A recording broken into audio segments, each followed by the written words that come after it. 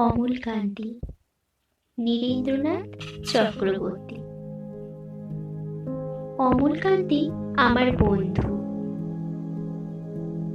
স্কুলে আমরা একসঙ্গে পড়তাম। রোজ দেরি করে ক্লাসে আসতো, পড়া পারত না।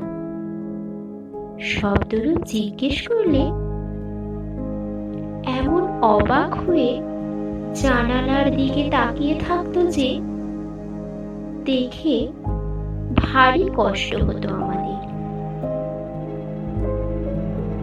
আমরা কেউ মাস্টার হতে চেয়েছিলাম, কেউ ডাক্তার, কেউ উকিল। অমলকান্তি সেসব কিছু হতে চায়নি।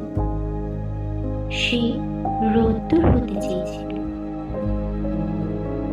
ক্ষান্ত বর্ষণ কাক ডাকা বিকেলে সেই লাজুক রোদ্দুর জাম আর জামরুলির পাতায় জানাকে অল্প একটু হাসির মতো লেগে থাকে। আমরা কেউ মাস্টার হয়েছি, কেউ ডাক্তার, কেউ উকিল। অমলকান্তি রোদ্দুর হতে পারেনি। সে এখন অন্ধকার একটা ছাপাখানায় কাজ করে। মাঝে মধ্যে আমার সঙ্গে দেখা করতে আসে, চা খায়, এটা ওটা গল্প করে। তারপর বলে, উঠে তাহলে। আমি ওকে দরজা পর্যন্ত এগিয়ে দিয়ে আসি। আমাদের মধ্যে যে এখন মাস্টারি করে, অনায়াসে সে ডাক্তার হতে পারত।